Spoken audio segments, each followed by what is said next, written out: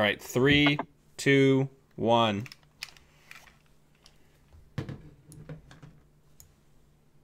Hey everyone. So this is me, Sanjay, and I'm with Michael, Neuropanther. Hey. Hey, how's it going? Are we on air right now? I believe we are. Okay, perfect. Yeah. So Codemarvelous Dan set up the stream, and we are commentating on it. So this is the first round of the Top Deck Monthly tournament between Codemarvelous, Dan Spinoza, and Jesse Vandover. And Dasha we Khan are... in Stem Slack. What's that? Dasha Khan in Stem Slack. Yeah, Dasha Khan. And so we have Geist. We're starting out with Geist versus Polana, which should be an exciting match. It's always fun to see, I think, Geist versus anybody who's interested in doing net damage to Geist. Yeah. Because he has a very modular number of cards in his hand. Mm-hmm. Yeah, pinging him with the House of Knives, for instance, when he's to get him below hand size to steal an Obokata doesn't always work. Yeah, it's just a really interesting dance doing that. So let's take a look. So yeah, that should be an interesting first match. Yeah. So the game is up on JNET. That's one way to look at it. Are you able to see it there? Is it in casual or competitive? It's in casual. Just scroll down because it's been up for a bit. Okay. So yeah, and so the game is just underway. Yep, the court put down 2 ice, which I did not see what they were. Looks like they're a DNA tracker on HQ and a Kakugo on R&D.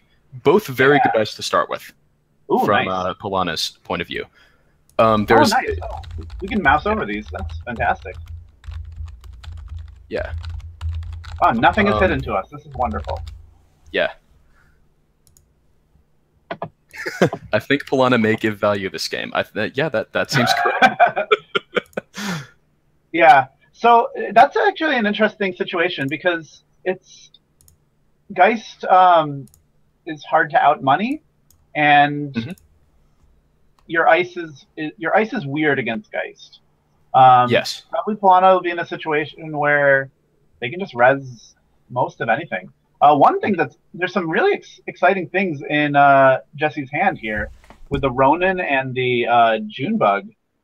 That's really interesting because I guess when I think of Polana, I think of going fast, and this is going scary. Yeah, going fast in a different way with Mushin. That obviously Mushin is an amazing amount of acceleration in a single card. As we see, we have this Obokata, and as we know, being the spectator gods that we are, it is an Obokata, not a Ronin or a Junebug. For 4 clicks and 2 credits total, he just scored that Obokata. Yeah, because it was too scary to run.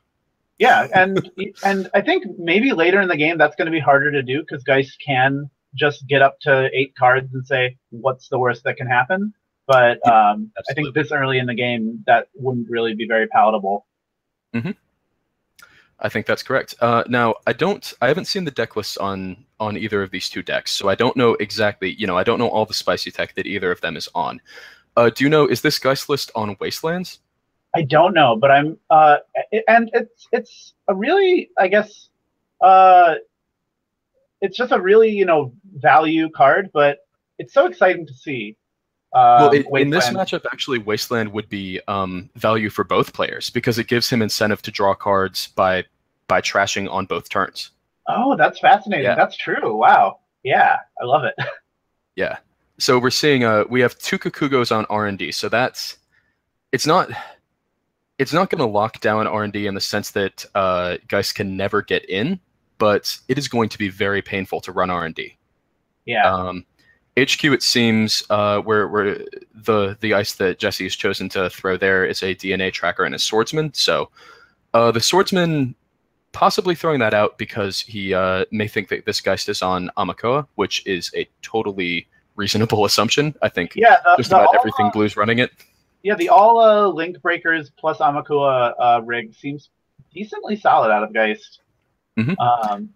Yeah, and you know, potentially he leaves the swordsman unresed and tries to catch Geist at a moment where where a crowbar, or I guess it would be a shiv, is not out, and maybe snipe the Yamakoa. But at the same time, if the swordsman stays unresed for long enough while Polana has money to res it, I think that's a read that Dan probably makes. Yeah. Oh, we see another Mushin. This time it is a Junebug. It is a Mushin Advance, so saying you better have 8 cards to run this. Yeah, that's a lot of cards. Yeah. I think he started at 5, so he has the clicks to go for it. Mm-hmm. Oh. Oh, Mad Dash is that is going to be the game. Yeah, that's Dan being brave, but also being dead. Yeah. That's how games go with Mushin sometimes. Now, if you follow the lore, you usually the issue is if you let Mushin go forever, you usually lose. If you never run them, you lose. But if you run the wrong ones, you also lose. Now, this is if you follow the lore of Moonbod Cycle, this is how Freedom Through Equality actually ended up. You're right. So that was very flavorful game that we just had there. Absolutely. Rest in peace, Akshara Serene. So that was a short game in terms of number of turns, but we saw what these decks were trying to do, I would say. Yeah. It was not a short game. We have Mushin shenanigans and locking down centrals, making money, and then Geist was pretty set up by the end of that game. Yeah. It was not a short game in terms of number of net damage. Not at all. Right. But even just actions per minute, there was a lot going on that game. Yeah, true. Let us find the next game to spectate on that. Indeed. It looks like this game we have Scorpios versus Chaos Theory. Whoa, Chaos Theory. Nice. This could be interesting. We saw yesterday in Top Deck Josh versus Jason Dang. We saw Scorpios versus a Haley list that immediately from the first click, or from the first click and the first turn on Chaos Theory side, very different type of list. The matchup we saw yesterday was a Pawn Shop Haley, and this is a Mopus Chaos Theory. So it'll be interesting to see how differently those play out. Yeah, this also the matchup versus Scorpios is going to be kind of interesting because, I guess, what would I expect from this kind of Shaper deck? I would expect probably some event-based R&D access, maybe a pretty regular Breaker Suite. Yeah, that seems likely. Yeah. Now, I like this bit of tech on Dan's side, the standoff. Yeah. What that tells me, I may be wrong about this, but what that tells me is that it is pretty likely that Dan is on Hunter Seekers. Yeah. Because Hunter Seeker is at its best when your opponent doesn't even get an agenda point for you to use it. Yeah, I agree with that. Looks like he's going to get a strong Ice Wall. That's pretty nice. Yeah. Already we see the priority construction come out. That is a nice new card for Wayland in general, and for CI, as we saw a few days ago. It's alright for CI. Yeah. That's a shame. Oh man, the 1 out of 5 snipe. Yeah, you got to be a little scared now. I guess with Chaos Theory, you don't want to lose your nice little. Ooh. It's not the end of the world if he loses this Mopus, because there is an SMC in hand. But obviously, he'd probably rather use that SMC for finding a breaker to challenge this remote, which is already looking a little nasty. You have a 3 advanced dice, which could represent any number of things. Probably what it actually is the best case scenario for CT, where it's something you just pop out a paperclip and you're good to go. But that could be a Colossus, which is going to be really nasty to break with this nanotech. Yeah, it could even just be a Whoredom, which makes its money back. And theoretically, it could be anything, because Pycon doesn't care about whether the ice is advanceable or not. It could be an Architect. It could be the Archer. Yeah. It could be the Archer. Even worse. As it happens, it is not the Archer. It's just a nice little 4-strength ice wall. Not that there isn't an Archer sitting there. No, there is an Archer, yeah.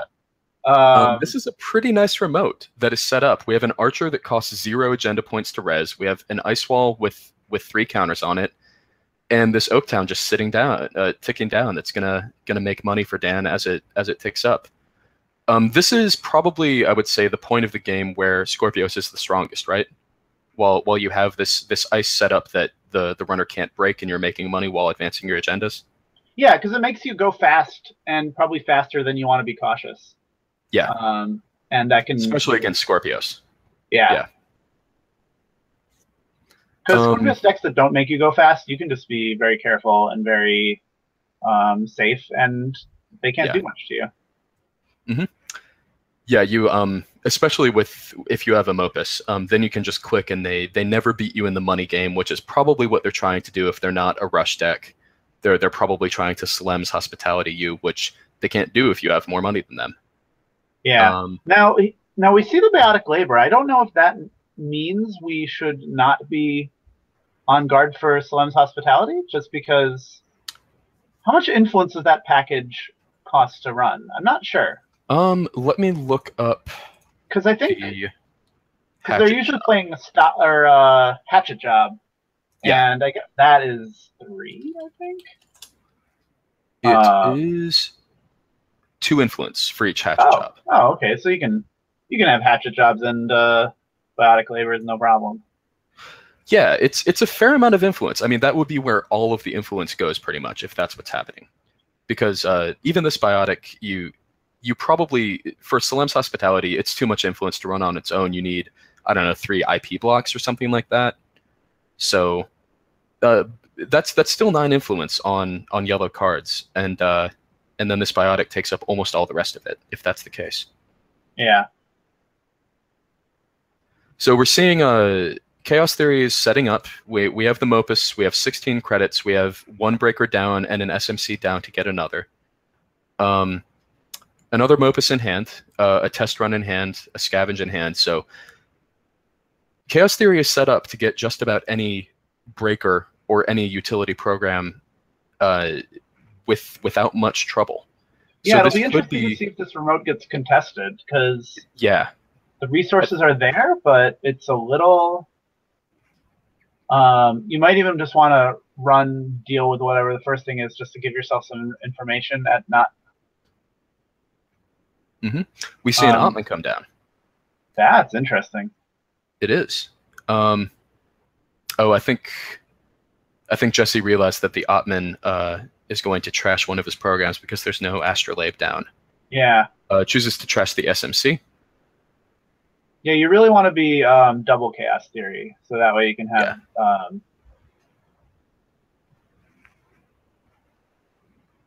Oh, okay, got it. Okay, we're good. Yeah, so meant to pop the SMC first for the paperclip, and then drop the Ottman 4. Ottman 4, unfortunately, it does not break an Enigma. It will get through, though, the ice wall, which is fun. Yes, but that unfortunately does not help with this Oaktown. Yeah.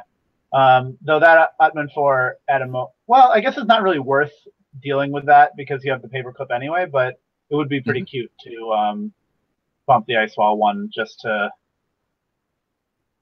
make him pay more. Yeah. I'm curious what the Ottman 4 is meant to counter. I suppose IP block is pretty common. Yeah. Though if you have the Ottman 4, you still take a tag from it. Yeah, it's true. 2 credits instead of 3, or 1 if you don't care about the tag, I guess. So maybe Jesse is fine with going tag me. He doesn't think Dan is on boom, or if he thinks Dan is on boom, he's okay with his chances of running HQ and finding it. Yeah, I guess Ottman 4 isn't the obvious thing you do quite as much as maybe it used to be when people were playing lots of Eli's and Lotus Fields and whatnot. I guess Whoredom that we're seeing in hand, that's a decent...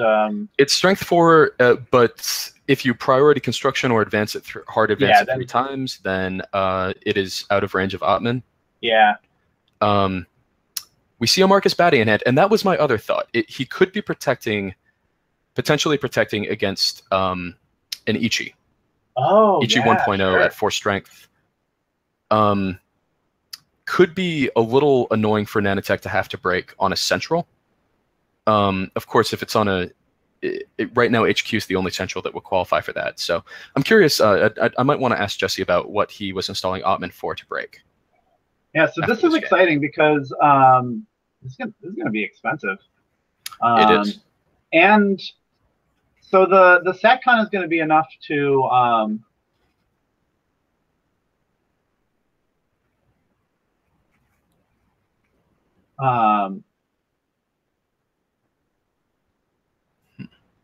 it's going to be enough to prevent the baddie trashier sentry than trash more stuff play. But even so, this is not going to be fun to pay for. I guess it'll be okay. You just have to pay 3 and then 4 more.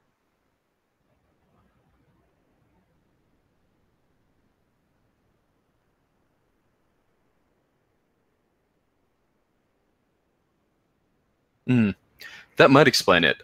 Jesse just tried to use Ottman to break Archer. May have misremembered and thought it was res cost rather than strength. That would be a cool breaker. That would be. I would play that breaker. That's a cool breaker. I suppose Agora sort of plays in that space. Mm-hmm. Yeah, it does, doesn't it? It's interesting that Dan didn't use the baddie pre-Archer, because, I mean, your goal here is to kill that SatCon one way or the other, but... Yeah, killing the SatCon is obviously good for a Scorp deck that's on Hunter Seeker.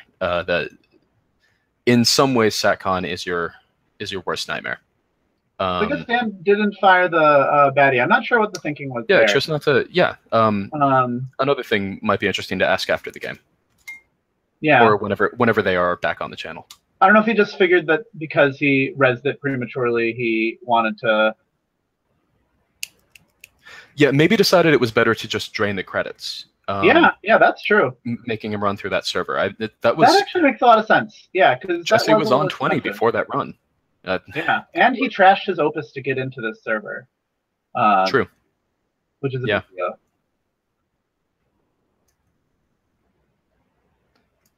Yeah, that's the trouble with these rush decks is sometimes you have to get rid of your long-term setup to try to make a momentary gain, and this is an unfortunately timed legwork. I think there is a decent reason to believe that there's an agenda in HQ. Unfortunately, as we know, there is not one, and he does not. Yeah, there we go. Perfect Dan draws an agenda right after. That's gross. Yeah, that's unfortunate. Also, probably thought getting a legwork off while there's only 1 ice on HQ. Not bad.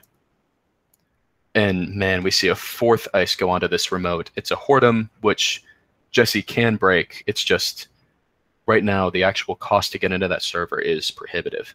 Yeah, and if he puts 1 more ice on the server, then he'll start getting through the Archer for free. But he still needs to pay the prohibitively high cost to boost Nan attack if he wants to break that Archer. Right. I would be shocked if we saw another ice go on this server for that exact reason. I think you're right. Yeah. Now, another thing he could have done is he could have just bumped the ice wall so he couldn't get through it as cheap. That ADDON is actually getting through the ice wall pretty well. True. That's a good point. Yeah. Now he might feel that the remote is secure enough without having to do that, but that may be a play we see him make in future turns. Yeah, and I think he's right. I guess if he clicks for 3 credits and runs, he'll have $10.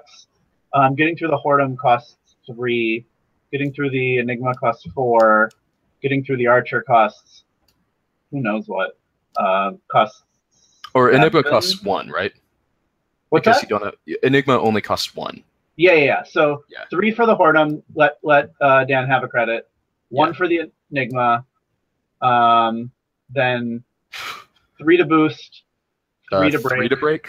Yeah, let Dan have 2. I guess 2 to break if you want to use your SatCon. And then 1 to break the ice wall. So he could. But the issue is, if he does that, then Dan has the trump card in hand. He has the Hunter Seeker. Oh, true. Yeah. So Jesse would have to not use the SatCon while getting in, so it is a difficult situation right now for Jesse. I'm doing this math based on knowing that that's a Whoredom, and Jesse does not have that benefit. So I mean, it could be another Archer, and this is just a blowout, right? Yeah. I think it's worth sacrificing 2 agenda points here to pretty much lock him out of that remote forever. Yeah, and I'm sure Jesse's not excited about letting Wayland go up to 6 points with no clot threat down and only 1 hostile takeover accounted for, but we see a test run come out to find a Mopus. Oh, nice. I like that. Yeah. We'll see. Dan might choose to Scorp that Ottman. Actually, I don't know if we've seen a Scorp trigger so far this game. No, I do not think so. That's an interesting draw for Dan. Not high risk investment. Ooh, not what he wants to see to get his 7th, 8th, and also 9th point. Right. 9 points, the worst score for Corpse. Jesse continuing to kind of set back up here. Now he could go for a score here, installing the hostile takeover, advancing the ice wall, and advancing the hostile takeover, and then using the biotic next turn to close. But I don't know exactly. Actually, now that he has the Opus down, the cost to get into that server is going to be a lot less. It's not going to be negligible, though. Okay, we see an indexing in Jesse's hand. That is an interesting play that he may go for, I think, in the near future. Yeah. He might think right now that the best place to try to find agendas is in R&D, because he thinks if anything is in HQ, it's something that that Dan doesn't want to play, and therefore is not something that directly hurts him right now. Oh, well, that spends the turn money game, I believe. Yeah, that is. And it's always frustrating when you legwork a agendaless hand and then the Corp draws 3 agendas in a row. Yeah, it is. That's so unfortunate. So I forget exactly how this top deck format works. They're going to randomize tiebreaker. Is that right? Yes. Cool. Yes. So we saw a Corp split. So they will randomize to see who runs and who Corps this game. Nice. Okay, this should be interesting. All right, so we've seen 2 pretty quick games. Both of them ending fairly quickly. I'm not sure how much of a surprise that is, though, given the games involved. Yeah. Given the decks involved. We have a Mushin deck, which Mushin games can end very quickly, and then we have a Scorp deck, which is trying to rush. So it kind of makes sense that both of these games didn't take too many turns. Yeah, I'm constantly extremely impressed by how fast Oaktown Renovation lets you go. Yeah. And actually, on that note, both of these players playing quickly, they clearly know what they're doing. They know what they're trying to do with their turns. So that also helps. If I were one of these 2 players, the games probably would have taken 20 minutes longer. Yeah.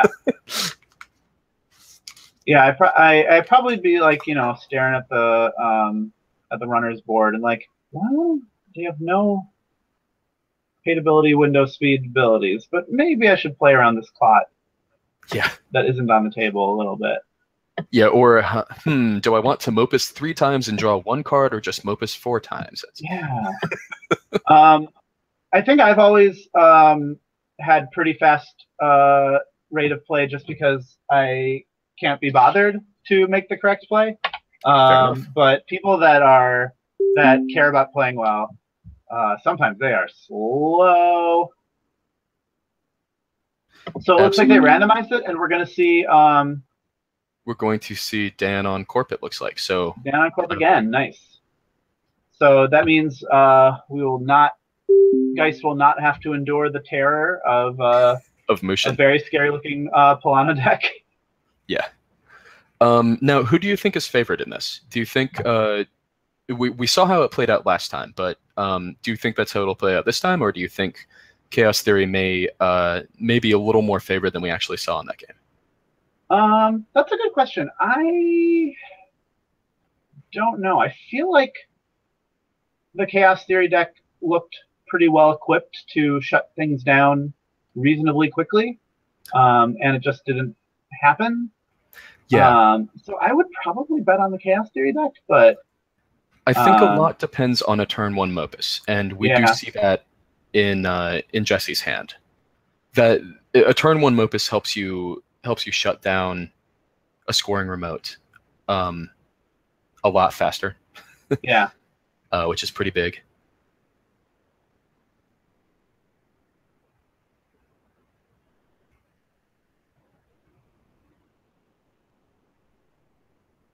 Nice.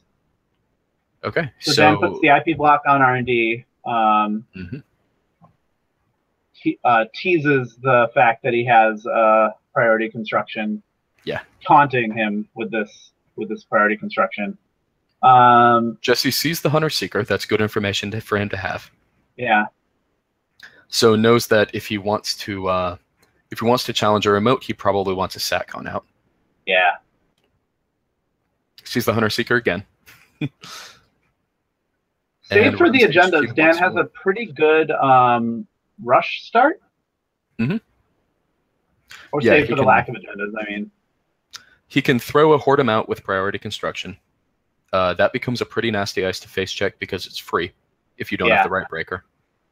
And also Ottman 4 doesn't do it for you. No, sure doesn't. Then again, I'm sure Jesse would rather be breaking this with Gordian than with Ottman in general. Okay, so we do see Jesse draw a Clot. So he is on the Clot. He is on the Clot threat. He just it seemed like he never had MU to leave up an SMC to threaten Clot in that past game. Drawing the Clot is not always a thing you're very excited to do. Yeah. Then again, at the same time, with the exception of the very last score of the game, nothing was biotic. Everything was thrown into a remote that Dan knew Jesse couldn't get into. Yeah. So, so the Clot actually wouldn't have done much until the very, very end of that game.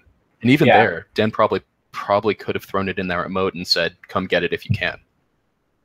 It'll be interesting to see if looks like Dan did not. What was that turn? Draw card, install the Atlas. Okay, that's fine. Not going for an over advanced play, which is probably good just if you're going on 1 ice. You don't want to. It's definitely. It's also definitely fair to throw the Atlas into the remote because it's much better protected there. Yeah.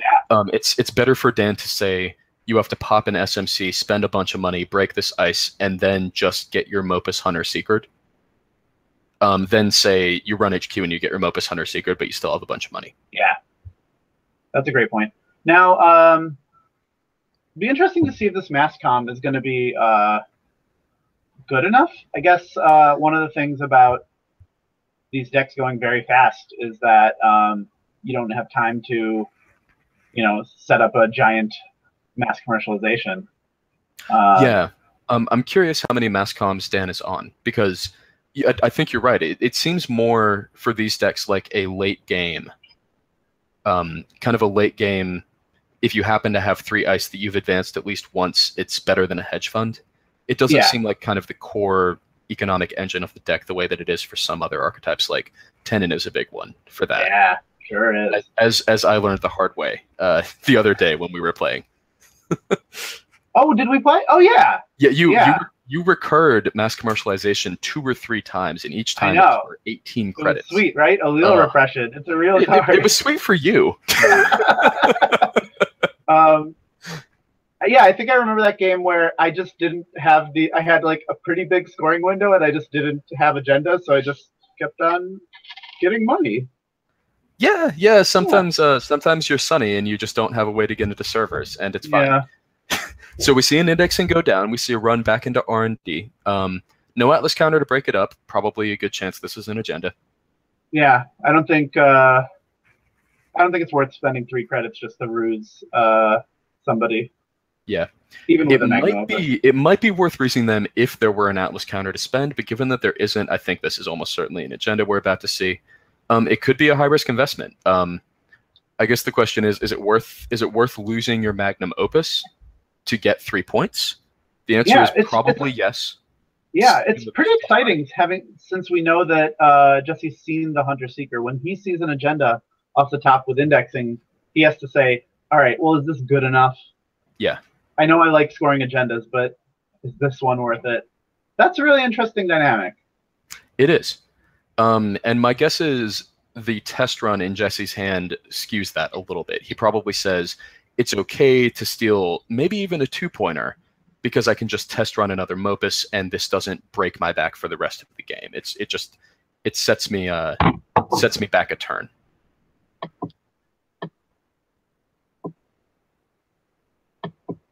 Looks like we're having a few technical issues on Dan's side. Yeah. Hopefully it's not because of us, because of all the. There are 8 spectators in the game right now. This is a hot game to be watching right now. Yeah. For good reason. I have liked this tournament a lot so far. I think this is the 3rd or 4th day that games from the tournament have been streamed, and so far they've all been a blast to watch. Yeah.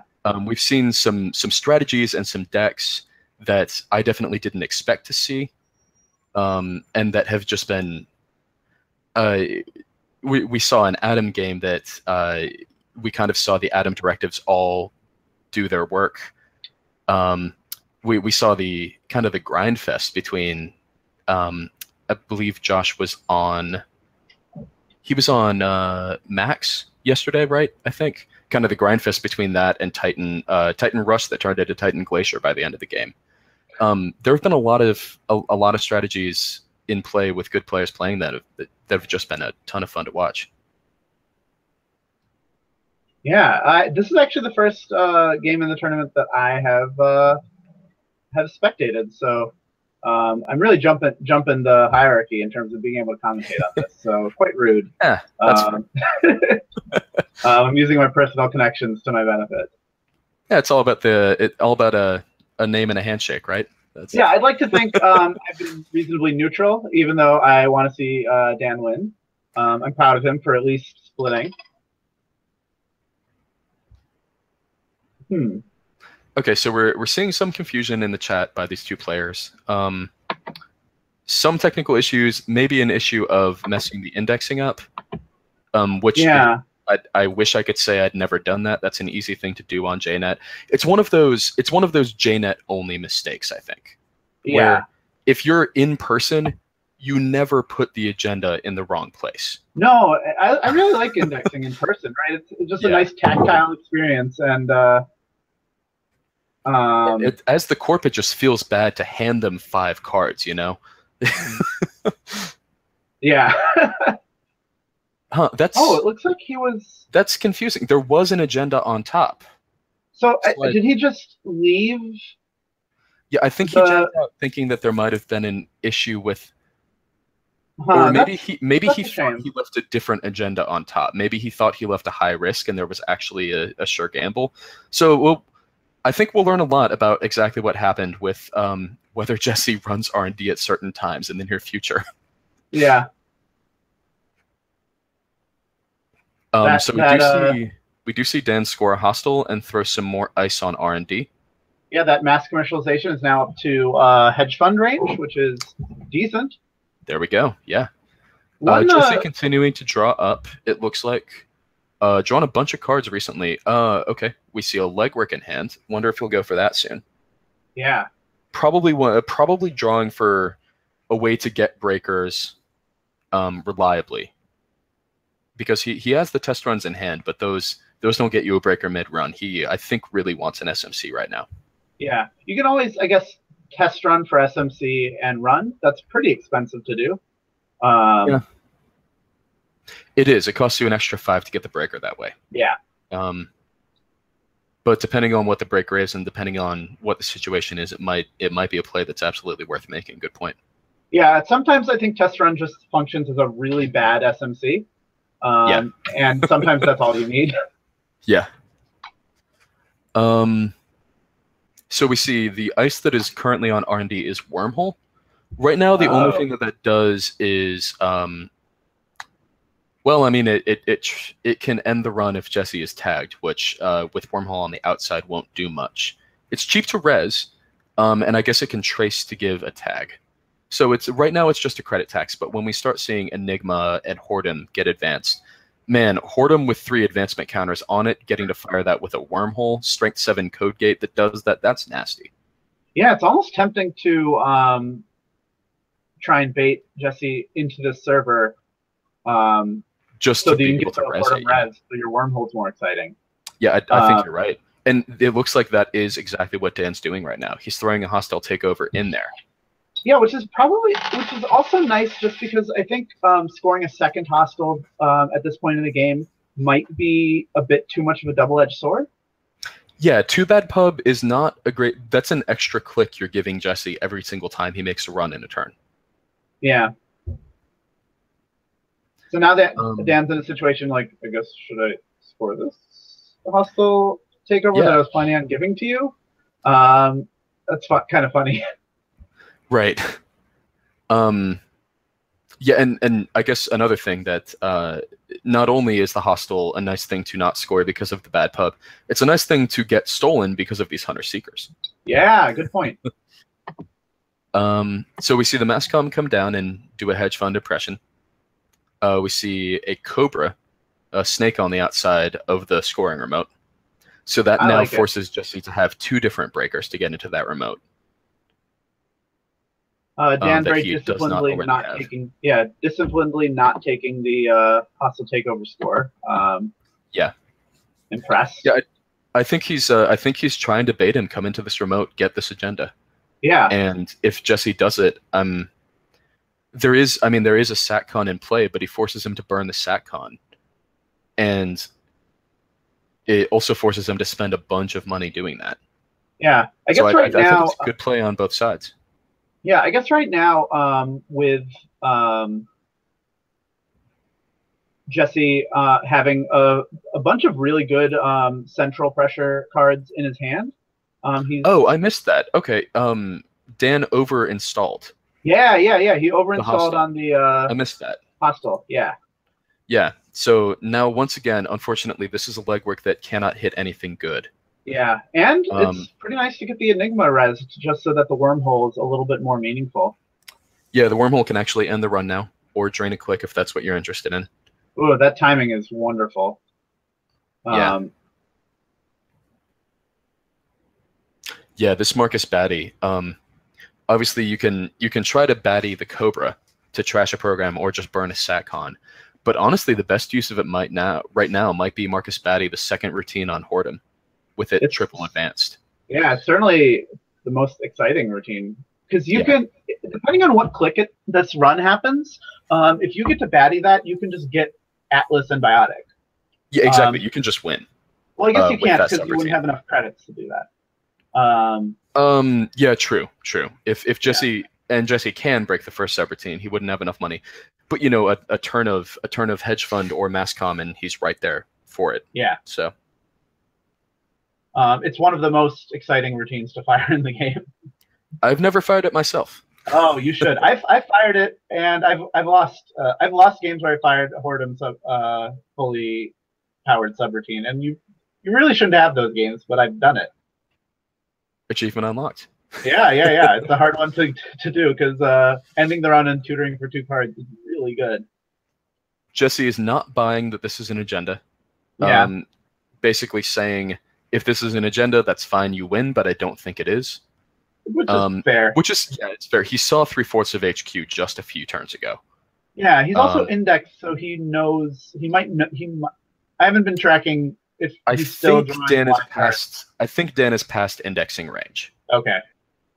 Now, speaking of indexing, Jesse might also be setting up for a turn where he can indexing Mad Dash, because both of those cards are currently in his hand. Yeah. And both of those, those would be nice to fire off if you can do them in succession. Yeah, and he's got a lot of money on all his breakers, so once again, the high-risk investment comes high-risk investment just exactly when you want it.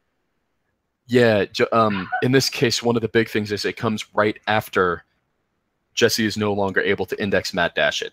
Yeah, that's true. Yeah. There could be another one in R&D. I don't know exactly what the breakdown of Dan's agenda suite is, but there could be another one.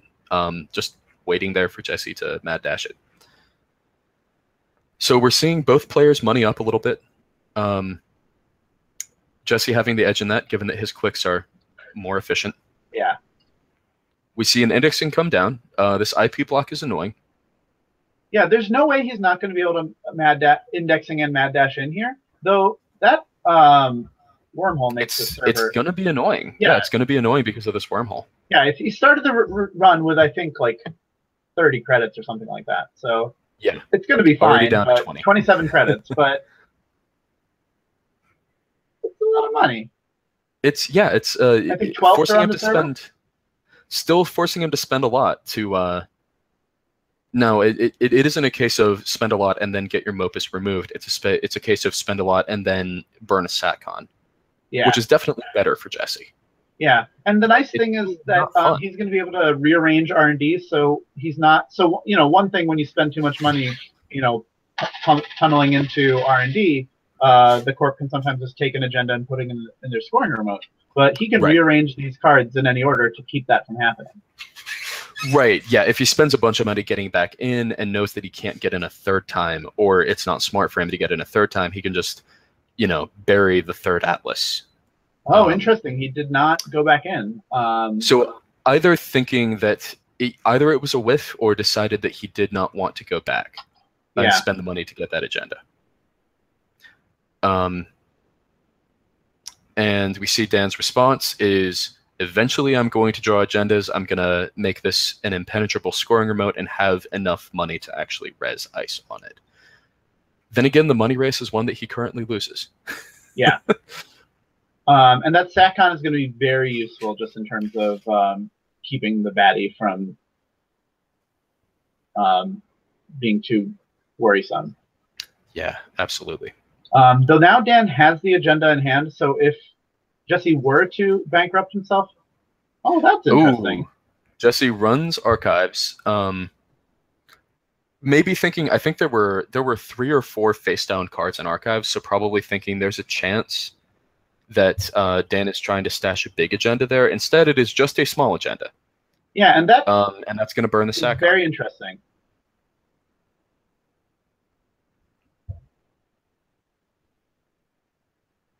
Yeah, so, that's a big deal.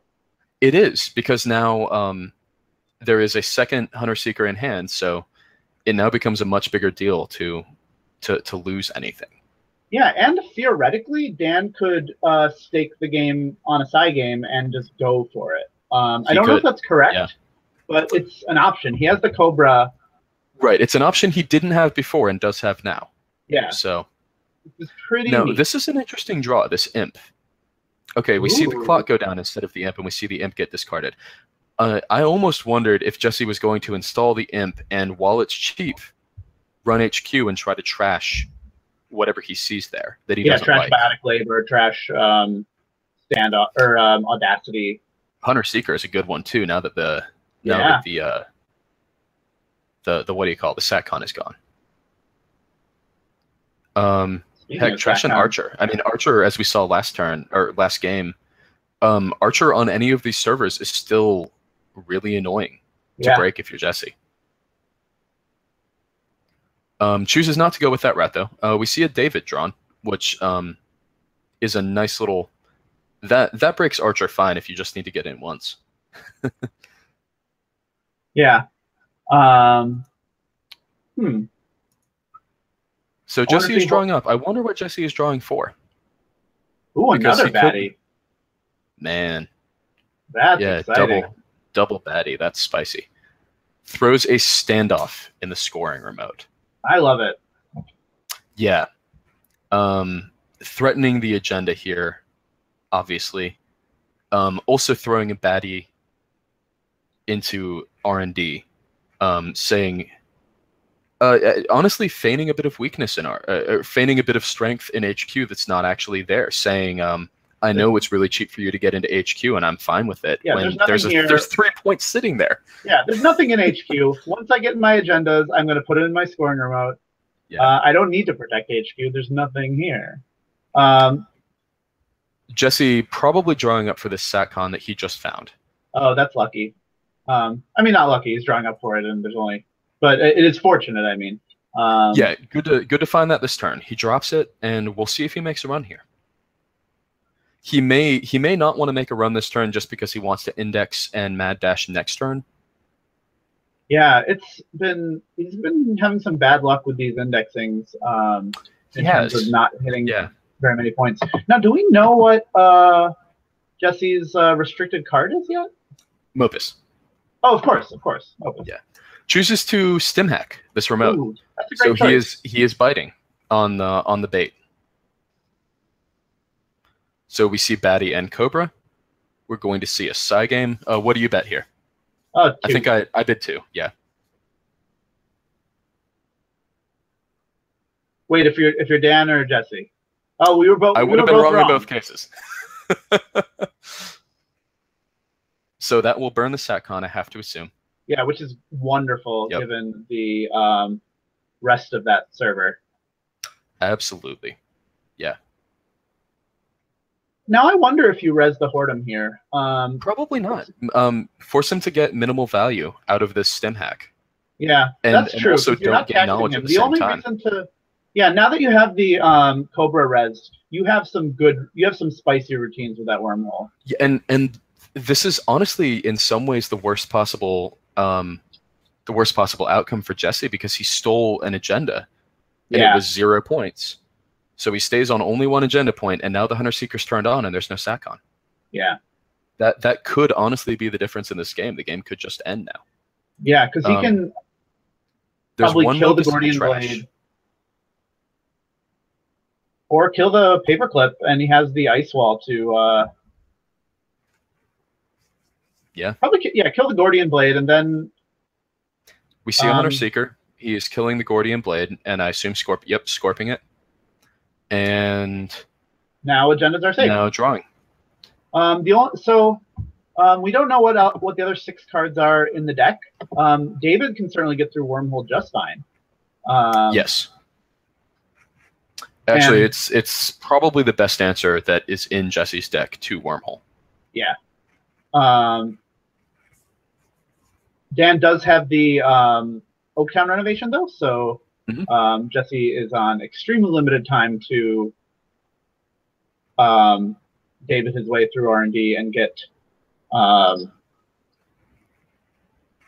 guess, 6 agenda points. And he has to do one thing that's also tricky. Cobra's res now. Yeah, Cobra's res, and Batty is still around. Yep. Wormhole can trash. Wormhole can trash.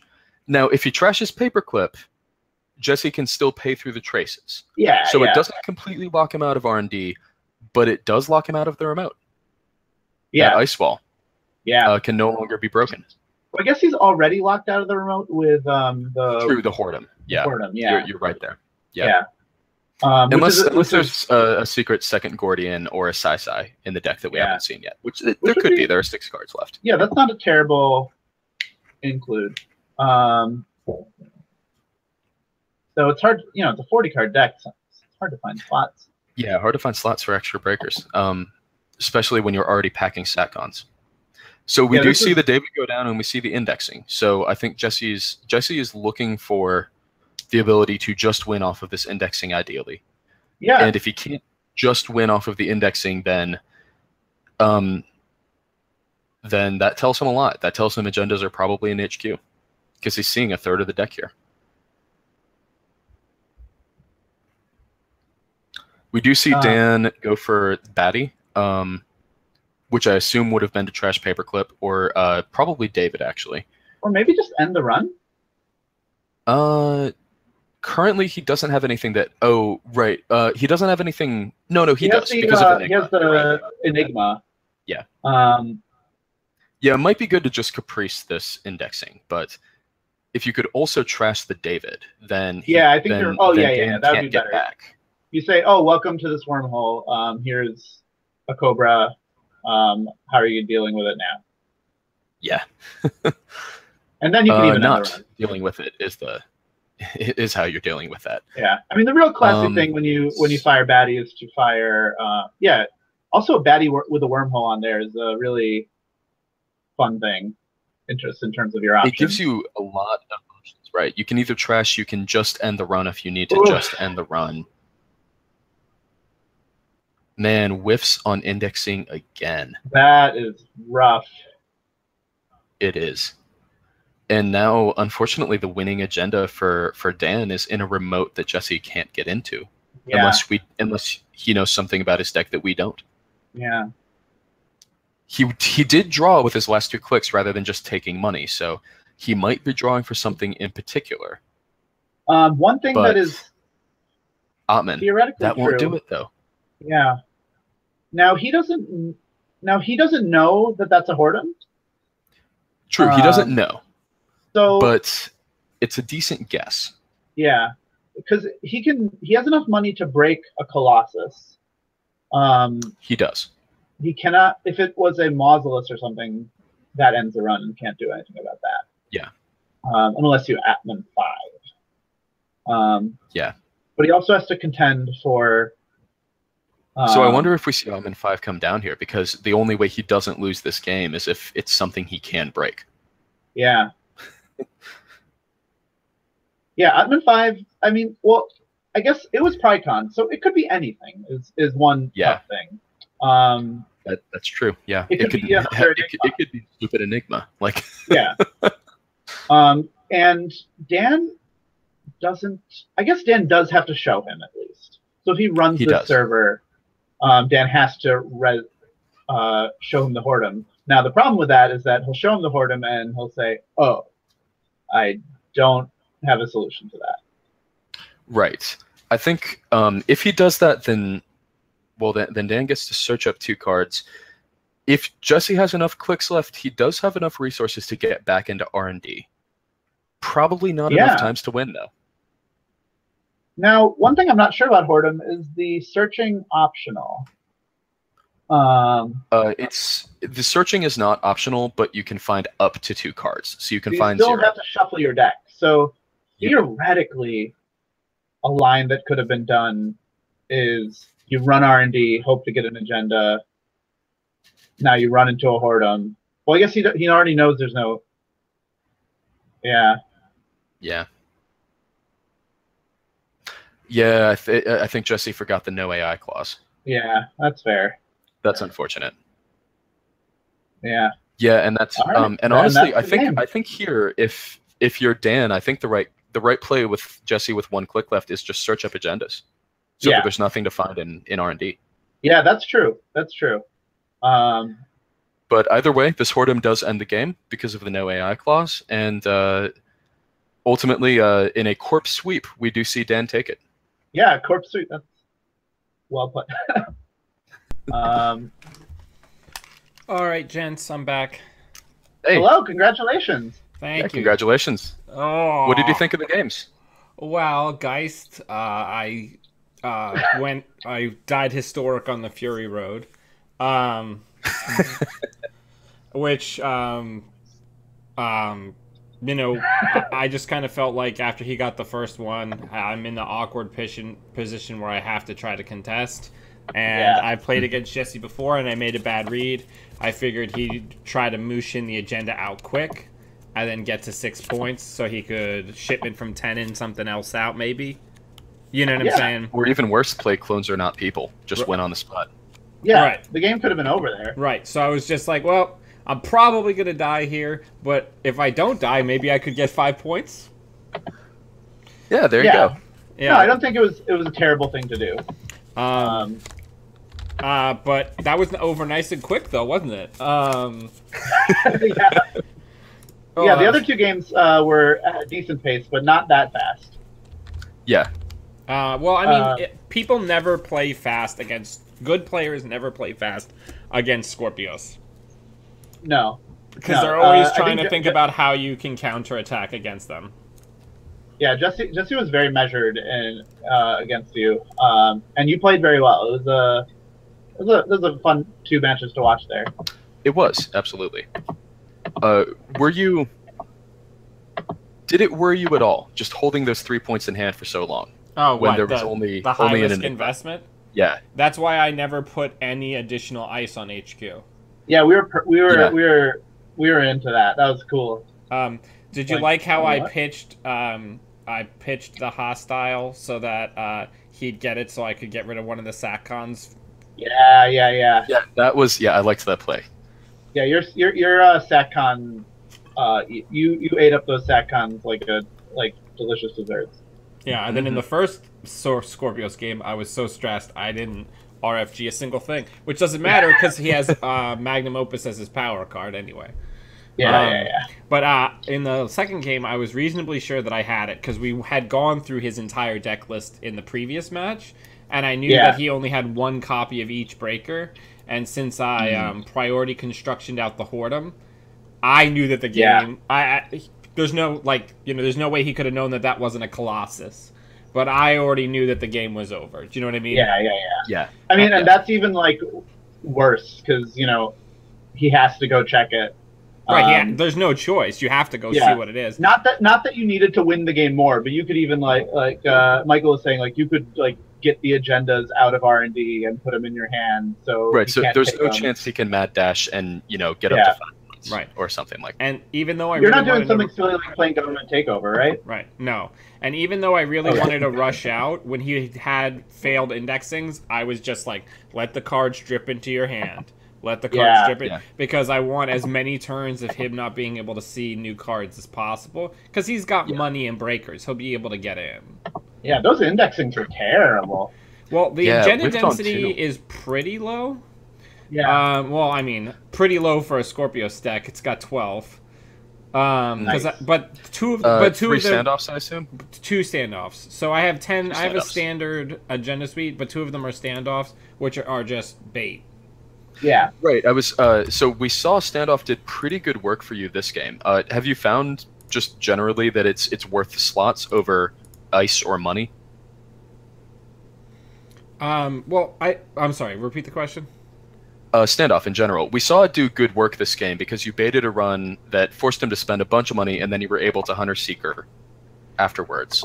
Have you found in general that Standoff is usually that good, or is it typically a card that, it's as good as a hedge fund or something like that? It really depends. I think you have to be really careful when you play it. I think it's best as a bait for Hunter Seeker, like I use there. Or, it's a free archer, which is also good. True. For certain things, like the source, you can never advance it in a server. And if they go get it and steal it, you didn't lose anything. If they don't go get it, you can clear the source.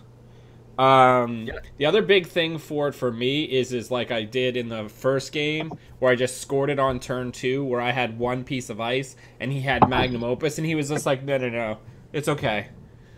Because he's not gonna have me trash an unresed piece of ice and lose his Magnum Opus. Yeah. But yeah. Yeah, that's a good point. I actually am playing this because I didn't want to spoil my Worlds deck. So I cobbled this together last week. But I like the Rig Shooter a lot. I just am like sweating through my shirt because it seems fun to play. It's very stressful. Because I either barely win or I'm just like getting walked over. Yeah. Fair enough. But yeah, and Shaper's a tough matchup too, just because of the SatCons. Yeah, SatCons, and as we saw, it's fairly rare that they just won't have a second way to break a certain ice. Whoredom's one of the few, I guess. Whoredom's one of the few ice that breaks that rule. Yeah, they have Gordon Blade and nothing else. Oh, Vincent in the chat. Now that I'm actually looking at the chat, I like Biotic. Because it gives me a way to cheat out an Atlas or, finish off a 5-3 that I single advanced without me having to pitch other agendas potentially into the trash or other cards that I need. Because since I'm a rush Rig Shooter build, every single piece of ice that I have is super important. So pitching them for Audacity while it's more cost effective, it really takes away like the only legs I have in the late game, which is trying to have one of each gear check ice on R&D and the remote, and being able to use Batty to keep people from getting in. That makes sense. Yeah, that's fair. But yeah, thank you very much, guys, for commentating. I really appreciate it. And yeah, absolutely. Thanks for having us on. This was fun. Yeah, now I've got to go. I got to go look at the bracket. I got to see who I'm actually playing next. Yeah, now you have to play again. That's the punishment for winning. Now I have to have a heart attack again. Let me look at the bracket. But yeah, I'm excited just because I love the place that... Oh, I get to either play Sam or Spags. Because their match is not finished yet. Don't they have any players that aren't play tomorrow, you can play against? I'm sorry, say that again? Don't they have any players who are like scrubs that you can play against? No, I think I'm actually the only scrub in this tournament. Like, looking at these names, I'm like literally the only like middleweight player here. You're the scrubbiest. Yeah. I'm actually the inspiration for the card Scrubber. Oh, congratulations. Yeah. But anyway, it's a good card. Everybody who tuned in to watch, thank you very much. Check on Slack or on the forums or on Reddit. All these matches are being streamed a lot of different places because a lot of the people involved in the tournament are also content creators. Show them some love, jump in, watch some great games between top players, get a sense of what the world's meta might be like, and, you know, give some people some support. I mean, you can spectate other people's games if you want. I'm probably going to spectate some of the other rounds, but I'm not going to... the decks are going to more or less... There would be public knowledge. Actually, I'm not going to spectate other rounds. That's I said the opposite of what I meant to say. But, don't... Yeah, but if you people watching in the chat can certainly spectate. Yeah, you can spectate any room everyone. Yeah, just don't tell me about it. I would recommend it. It's been a fun tournament so far. Yeah, just don't tell me about it. But yeah, so it's good. So I guess I get my first win in this tournament, and we'll see how it goes from here. I see that Dean already advanced, and so did Jonas and Jason. So things are getting pretty crazy. Yeah, it's an intimidating bunch of people. I like how my name doesn't fit on the bracket, so it says Codemarvelous. Which is nice. like Yeah, that's my R&B name. Yeah, that's I think Codemarvelous. If you rearrange it, it spells "I am Lord Voldemort." Yeah, something like that. Anyway, that sounds right. Gentlemen, thank you so much for commentating. Yeah, thank you so much for having us. And everybody watching night, at home. Yeah, thank you very much for watching. And until we see you all again, always be running. Bye.